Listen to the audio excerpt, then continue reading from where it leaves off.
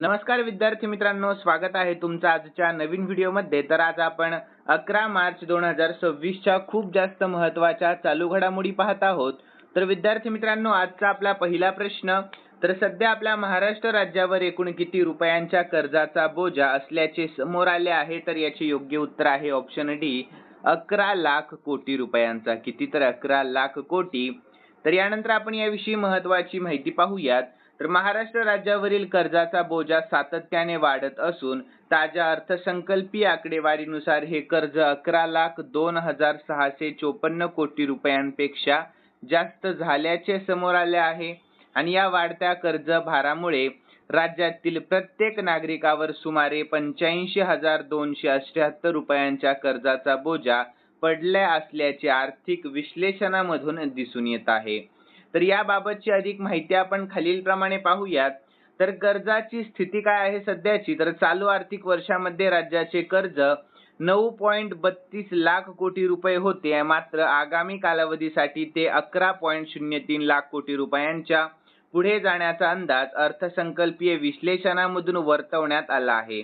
आणि या वाढीची कारणे तर मोठ्या पायाभूत सुविधांचे प्रकल्प व विविध कल्याणकारी योजनांसाठी सरकारला मोठ्या प्रमाणावर कर्ज घ्यावे लागत आहे, ज्यामुळे राज्यावरील कर्जाचा डोंगर वाढत आहे। आणि याचा परिणाम तर राज्याच्या अर्थव्यवस्थेवर कर्जाचा ताण वाढल्यामुळे आर्थिक स्थितीबाबत चिंता व्यक्त केली देखील जात आहे।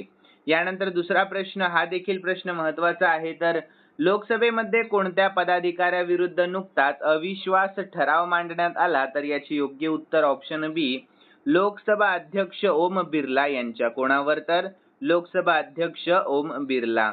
तर विद्यार्थी मित्रांनो, लोकसभेमध्ये अलीकडेच लोकसभा अध्यक्ष ओम बिर्ला यांच्या विरोधामध्ये विरोधी पक्षांच्या खासदारांनी अविश्वास ठराव मांडला आहे। तर या ठरावाशी संबंधित महत्त्वाचे तपशील आपण पाहून घेऊयात। तर ठराव मांडणारे तर विरोधी पक्षांच्या म्हणजेच इंडियाच्या आघाडीतील सुमारे 118 खासदारांच्या स्वाक्षरीने हा प्रस्ताव लोकसभा सचिवालयामध्ये सादर करण्यात आलेला आहे। तर विद्यार्थी मित्रांनो, याचं कारण काय आहे? तर लोकसभा अध्यक्षांवर पक्षपातीपणाचा आरोप विरोधकांनी केला आहे। विशेषतः विरोधी पक्षनेत्यांना सभागृहामध्ये पुरेसे बोलू न देणे आणि सत्ताधारी पक्षांची बाजू घेणे असे आरोप त्यांच्यावर करण्यात आलेले आहेत। यानंतर कायदेशीर तरतूद, तर हा ठराव संविधानाच्या कलम 94 क अंतर्गत मांडण्यात आलेला असून ज्यामध्ये लोकसभा अध्यक्षांना पदावरून हटवण्याची मोठी तरतूद आहे। आणि याची प्रक्रिया तर लोकसभा अध्यक्षांविरुद्ध अविश्वास ठराव मांडण्यासाठी किमान 50 खासदारांचा पाठिंबा असणे आवश्यक आहे। आणि हा प्रस्ताव मंजूर झाल्यास त्यावर सभागृहामध्ये सविस्तर चर्चा देखील केली जाते। यानंतर पुढील प्रश्न आहे तिसरा। तर T20 विश्वचषक विजयानंतर BCCI ने खेळाडूंसाठी एकूण किती कोटींच्या बक्षिसांची घोषणा केली आहे? तर याचे योग्य उत्तर ऑप्शन सी, 131 कोटी। किती? तर 131 कोटी। तर विद्यार्थी मित्रांनो, T20 विश्वचषक 2026 मधील विजयानंतर भारतीय क्रिकेट नियामक मंडळाने BCCI ने भारतीय संघासाठी 131 कोटी रुपयांच्या रोख बक्षिसाची मोठी घोषणा केली आहे। आणि हे बक्षीस केवळ खेळाडूंसाठीच नाही तर स्पोर्ट्स स्टाफ, प्रशिक्षक आणि निवडकर्त्यांसाठीही आहे। आणि ही रक्कम त्यांना ICC कडून मिळालेल्या बक्षीस रकमेव्यतिरिक्त दिली जाणार आहे। यानंतर चौथा प्रश्न, महाराष्ट्र सरकारने महिला कर्मचाऱ्यांसाठी प्रसूती रजा किती दिवसांपर्यंत वाढवली आहे? तर याचे योग्य उत्तर ऑप्शन सी, 180 दिवसांपर्यंत। किती? तर 180। तर विद्यार्थी मित्रांनो, महाराष्ट्र सरकारने महिला शासकीय कर्मचाऱ्यांसाठी प्रसूती रजा 180 दिवसांपर्यंत म्हणजेच 6 महिन्यांपर्यंत वाढवलेली आहे।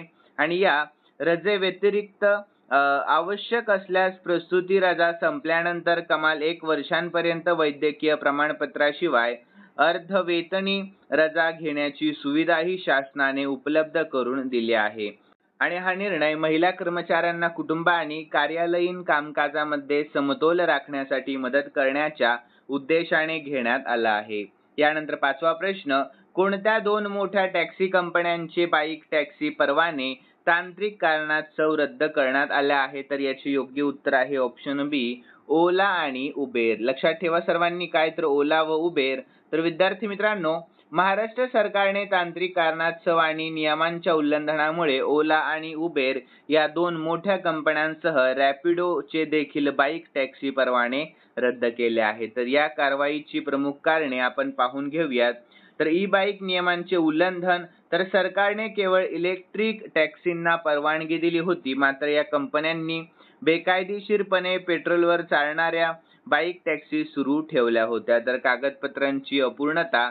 तर कंपन्यांनी विहित मुदतीमध्ये आवश्यक कायदेशीर कागदपत्रे आणि परवान्यांसाठीच्या अटींची पूर्तता केली नव्हती. परंतु सुरक्षेचे प्रश्न काय आहेत, तर प्रवाशांच्या सुरक्षेबाबतच्या नियमांचे पालन न झाल्याने आणि महिला प्रवाशांच्या सुरक्षिततेबद्दल तक्रारी आल्याने ही कारवाई करण्यात आली आहे. यानंतर 6वा प्रश्न, दिव्यांग व्यक्तींच्या खात्यामध्ये एकूण किती रक्कम थेट जमा करण्याची मोठी घोषणा करण्यात आली आहे? तर याचे योग्य उत्तर ऑप्शन सी 15,000 रुपये. किती? तर 15,000. तर विद्यार्थी मित्रांनो, महाराष्ट्र शासनाने दिव्यांग व्यक्तींसाठी एक महत्त्वपूर्ण आणि मोठा निर्णय घेतलेला असून आता त्यांना स्वयंरोजगारासाठी आवश्यक असणारी साधने खरेदी म्हणजेच टूल किट खरेदी करण्यासाठी थेट 15,000 रुपये इतके आर्थिक सहाय्य देण्याची मोठी घोषणा करण्यात आली आहे. आणि ही रक्कम डीबीटी म्हणजे डायरेक्ट बेनिफिट ट्रान्सफर द्वारे थेट लाभार्थ्यांच्या बँक खात्यामध्ये जमा केली जाणार आहे. आणि या योजनेबाबतची प्रमुख वैशिष्ट्ये आपण पाहून घेऊयात. तर आर्थिक सहाय्य. तर पूर्वी या योजनेअंतर्गत 1,000 रुपये दिले जात होते. आता त्या रकमेमध्ये 15 पट वाढ करून ती 15,000 रुपये करण्यात आली आहे. तर याचा उद्देश आहे दिव्यांग व्यक्तींना स्वावलंबी बनवणे व त्यांना स्वयंरोजगारासाठी प्रोत्साहित करणे, हा यामागचा मुख्य उद्देश आहे. यानंतर 7वा प्रश्न, इराण इस्रायल तणावामुळे कोणत्या इंधनाचा पुरवठा विस्कळीत होण्याची मोठी शक्यता वर्तवली गेली आहे? तर याची योग्य उत्तर ऑप्शन सी CNG आणि PNG. लक्षात ठेवा सर्वांनी. तर विद्यार्थी मित्रांनो, याविषयी आपण शॉर्टमध्ये महत्त्वाची माहिती पाहून घेऊयात. तर इराण आणि इस्रायल मधील वाढत्या तणावामुळे जागतिक स्तरावर प्रामुख्याने खालील इंधनाच्या पुरवठ्यावर परिणाम होण्याची मोठी शक्यता वर्तवली जात आहे. तर कच्चे तेल. तर इराण हा जगातील महत्त्वाचा तेल उत्पादक देश आहे. यानंतर या संघर्षामध्ये इराणमधील तेल शुद्धीकरण प्रकल्प आणि साठवणूक केंद्रावर हल्ले झाल्याने कच्च्या तेलाच्या पुरवठ्यामध्ये मोठी घट होण्याची भीती आहे. तर पेट्रोल व डिझेल. तर कच्च्या तेलाच्या पुरवठ्यामध्ये अडथळा आल्याने आपल्या भारतामध्ये आणि विशेषतः आपल्या महाराष्ट्रामध्ये पेट्रोल डिझेलच्या टंचाईची भीती व्यक्त केली जात आहे. तर यामुळे राज्य सरकारने आपत्कालीन सेवांसाठी इंधनाचा साठा राखीव ठेवण्याचे आदेश दिले आहे. विद्यार्थी मित्रांनो, LPG घरगुती आणि व्यावसायिक गॅस बद्दल देखील माहिती पाहून घेऊयात. तर आपल्या भारताच्या एकूण LPG आयातींपैकी मोठा हिस्सा कतार आणि सौदी अरेबिया सारख्या आखाती देशांतून येतो. तर होर्मुझच्या समुद्रधुनीमधील वाहतूक विस्कळीत झाल्याने LPG पुरवठ्यावर गंभीर परिणाम होण्याची शक्यता आहे, ज्यामुळे हॉटेल आणि रेस्टॉरंट बंद होण्याची भीती देखील निर्माण झालेली आहे. तर LPG नैसर्गिक वायू. तर खत प्रकल्प, वीज निर्मिती आणि वाहनांसाठी वापरल्या जाणाऱ्या LPGचा पुरवठाही धोक्यात आला आहे. तर विद्यार्थ्यांनो, पुरवठा विस्कळीत होण्याचे मुख्य कारण काय आहे? तर जागतिक एकूण तेल आणि वायू वाहतुकींपैकी सुमारे 20 ते 25% वाहतूक इराण आणि ओमान दरम्यानच्या होर्मुझच्या समुद्रधुनीतून येत होती. लक्षात ठेवा. तर विद्यार्थी मित्रांनो, या युद्धामुळे हा मार्ग बंद झाल्यास किंवा तेथील वाहतूक मंदावल्यास जागतिक पुरवठा साखळी पूर्णपणे कोलमडू शकते. यानंतर 8वा प्रश्न, तर आपल्या महाराष्ट्र आणि गोवा बार असोसिएशनची निवडणूक कोणत्या तारखेला होणार आहे? महत्त्वाचा प्रश्न. तर याचे योग्य उत्तर ऑप्शन ए 24 मार्च 2026 या तारखेला होणार आहे. ठीक आहे, लक्षात ठेवा. तर याविषयी आपण शॉर्टमध्ये महत्त्वाची माहिती पाहून घेऊयात. तर महाराष्ट्र आणि गोवा बार कौन्सिलची निवडणूक 24 मार्च 2026 रोजी होणार आहे आणि या निवडणुकीसाठी मतदानाची वेळ सकाळी 9 ते संध्याकाळी 6 वाजेपर्यंत असेल. आणि या निवडणुकीचे महत्त्वाचे टप्पे आपण पाहून घेऊयात. तर मतदान तारीख आहे 24 मार्च 2026. निकाल आहे या मतदानानंतर साधारण 15 दिवसांमध्ये निकाल अपेक्षित आहे. आणि याची व्याप्ती. तर ही निवडणूक महाराष्ट्र, गोवा, दादर, नगर हवेली आणि दमण दीव या प्रदेशांतील सर्व न्यायालयांमध्ये पार पडेल. तर विद्यार्थी मित्रांनो, याचं उमेदवार तर या निवडणुकीमध्ये एकूण 155 उमेदवार रिंगणामध्ये आहेत, हे देखील सर्वांनी लक्षात ठेवा.